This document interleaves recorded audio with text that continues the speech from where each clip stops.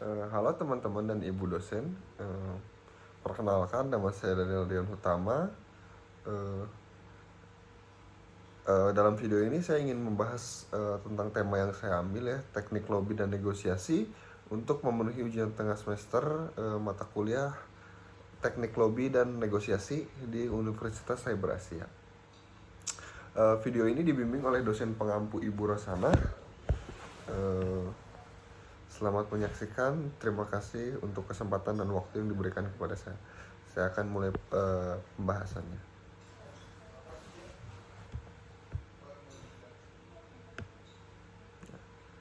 Yang pertama adalah mengapa komunikasi persuasif itu sangat penting dalam negosiasi. Nah, komunikasi persuasif itu adalah inti dari sebuah negosiasi. Sebagai negosiator, kita juga perlu meyakinkan pihak lain, ya, untuk menerima kesepakatan yang kita tawarkan, agar bisa menemukan kesepakatan yang adil, ya, untuk kedua belah pihak. Nah, menurut Aristoteles, persuasi mencakup 3 elemen utama, yaitu etos atau kredibilitas, pathos atau emosi, dan logos, yang artinya logika. Dengan memanfaatkan ketiga elemen ini, negosiator dapat membangun kepercayaan, mengatasi resistensi, dan menciptakan solusi yang saling menguntungkan. Selain itu, komunikasi persuasif juga dapat membantu menciptakan hubungan yang lebih erat antara pihak-pihak yang terlibat, sehingga proses negosiasi menjadi lebih lancar dan produktif. Nah, komunikasi persuasif ini juga tidak hanya penting dalam bisnis, ya, tapi juga dalam kehidupan kita sehari-hari. Dengan memahami perspektif pihak lain, kita dapat menyelesaikan jawaban-jawaban yang ataupun kekhawatiran mereka, kebutuhan mereka, dan perspektif pihak lain tersebut, gitu. Hal ini juga seringkali menjadi penentu keberhasilan kita dalam bernegosiasi.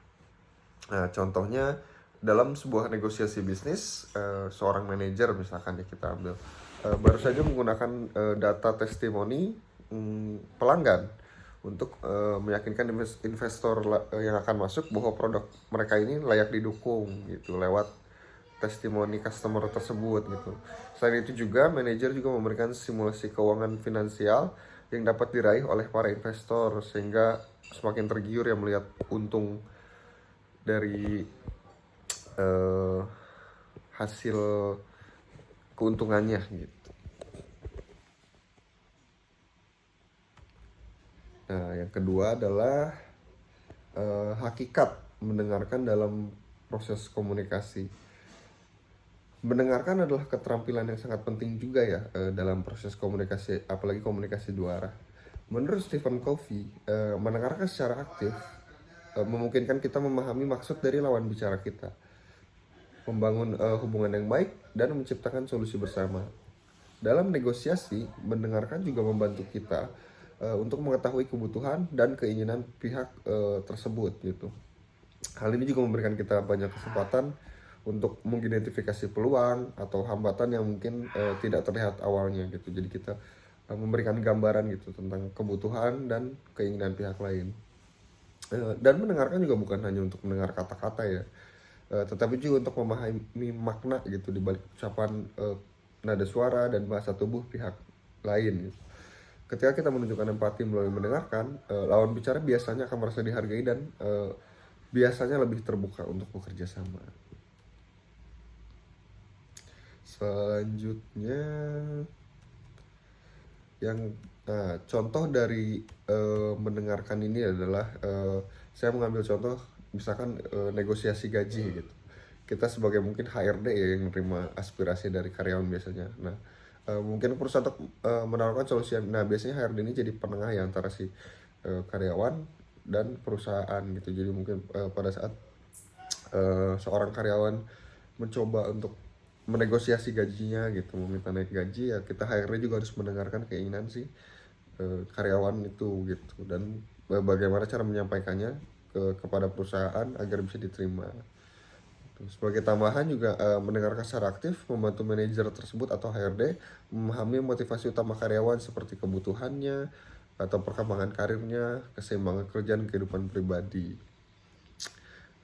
Yang ketiga ada tiga bentuk lobby. Nah, yang pertama itu ada lobby tradisional yang dilakukan melalui pertemuan formal dengan pihak tertentu untuk mempengaruhi keputusannya. Biasanya bentuk lobby ini melibatkan argumen yang kuat, data yang relevan, dan pendekatan secara langsung kepada pihak yang memiliki otoritas.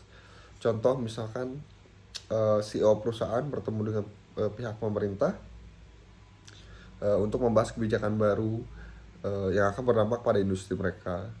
Mereka membawa laporan riset pasar yang mendukung argumen mereka. Yang kedua ada lobby akar rumput. Nah, menggerakkan masyarakat untuk memberikan tekanan kepada pembuat kebijakan. Lobby ini juga sering memanfaatkan media sosial ya, kampanye publik dan aksi protes untuk menyuarakan aspirasi masyarakat tersebut. Contohnya adalah petisi online yang mendukung pengesahan undang-undang lingkungan. Selain petisi, mereka juga mengorganisasi diskusi publik untuk menarik perhatian media. Bentuk lobby yang ketiga ada Lobby Political Action Committee atau PAC, melibatkan sumbangan politik untuk mempengaruhi kebijakan tertentu. Lobby ini juga biasanya terstruktur dan direncanakan dengan baik, melibatkan donasi kepada kandidat atau partai politik yang memiliki pandangan yang sama dengan tujuan lobby tersebut. Contohnya PAC mendukung kampanye kandidat yang pro lingkungan dengan menyediakan dana dan sumber daya untuk mempromosikan program yang ramah lingkungan. Yang keempat dan yang terakhir yaitu strategi negosiasi dan keterampilan negosiator itu sendiri. Nah, ada beberapa strategi ya dari negosiasi ini. Yang pertama ada kolaboratif, yaitu dengan menciptakan solusi yang saling menguntungkan. Pendekatan ini biasanya melibatkan transparansi antar kedua pihak dan diskusi terbuka untuk menemukan kesepakatan terbaik untuk kedua belah pihak. Nah, yang kedua dengan cara kompetitif, yaitu berusaha mencapai kemenangan untuk pihak sendiri. Strategi ini sering digunakan ketika sumber daya terbatas dan ketika ada tekanan waktu. Yang ketiga itu ada compromising, mencari titik tengah. Pendekatan ini berguna ketika kedua belah pihak memiliki tujuan yang berbeda namun ingin sama-sama mencapai kesepakatan. Nah, dan keterampilan yang dibutuhkan untuk ketiga strategi tadi sudah dibahas di slide pertama ya, yaitu komunikasi persuasif, mendengarkan secara aktif, analisis kita dan problem solving kita, empati dan fleksibilitas, kemampuan membaca situasi dan mengambil keputusan yang cepat. Contohnya dalam kontrak kerja, negosiator menggunakan data pasar untuk menawarkan gaji yang adil dan kompetitif. Selain itu juga mereka memberikan opsi tambahan ya, seperti fleksibilitas waktu kerja untuk menarik kesepakatan. Nah, yang kelima, apa itu negosiasi? Unsur teks dalam lobby dan negosiasi. Negosiasi adalah proses interaktif untuk mencapai kesepakatan.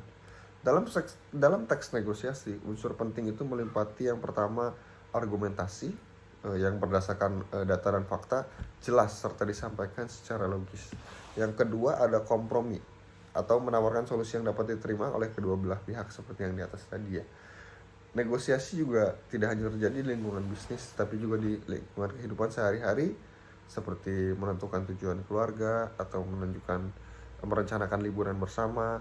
Unsur teks yang efektif dalam negosiasi mencerminkan transparansi dan rasa hormat terhadap pihak lain. Nah, contohnya adalah seperti proposal kerjasama bisnis yang menguntungkan kedua belah pihak dengan mencantumkan keuntungan-keuntungan yang dapat diterima oleh kedua belah pihak tersebut. Yang keenam ada teori perbedaan budaya dalam negosiasi. Nah, menurut Hofstede, budaya mempengaruhi cara orang bernegosiasi. Dimensi penting tersebut meliputi yang pertama individualisme dan kolektivisme. Budaya kolektif mengutamakan harmoni, sedangkan budaya individualis lebih fokus pada hasil pribadi. Hal ini mempengaruhi cara berkomunikasi dan pengambilan keputusan dalam bernegosiasi. Yang kedua ada power distance. Budaya dengan jarak kekuasaan tinggi menghormati hierarki, sementara budaya dengan jarak kekuasaan rendah lebih egaliter. Contohnya adalah negosiator Jepang yang sangat kolektif, lebih suka mencapai konsensus dengan proses yang panjang.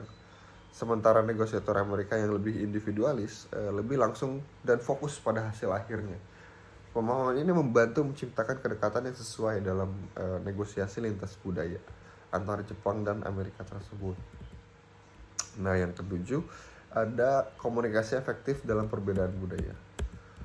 Untuk menciptakan komunikasi yang efektif, saya membagi caranya menjadi tiga ya. Yang pertama, kesadaran antar budaya. Pelajari budaya pihak lain agar dapat menghormati nilai-nilai dan norma-norma mereka. Yang kedua, ada fleksibilitas. Sesuaikan gaya komunikasi kita berdasarkan situasi yang sedang terjadi. Hal ini menciptakan rasa nyaman untuk kita sendiri dan untuk pihak lain. Yang ketiga, ada mediator profesional. Jika diperlukan, gunakan mediator yang memiliki pemahaman mendalam tentang kedua budaya. Contoh, dalam negosiasi internasional, menggunakan mediator yang memahami budaya kedua pihak membantu mencapai kesepakatan yang saling menguntungkan tanpa menyinggung norma budaya tertentu. Misal, mengambil negosiator yang berasal dari Turki tapi bisa berbahasa Amerika gitu, dan mungkin pernah tinggal di Amerika gitu. Jadi dia bisa memahami di kedua belah sisi. Nah, itu saja yang ingin saya sampaikan untuk pemaparan saya mengenai teknik lobby dan negosiasi. Semoga video ini bermanfaat dan memberikan wawasan baru untuk teman-teman semua. Jangan lupa untuk meninggalkan komentar dan dukung channel saya. Jangan lupa like dan subscribe. Saya Daniel Deon, pamit undur diri. Bye.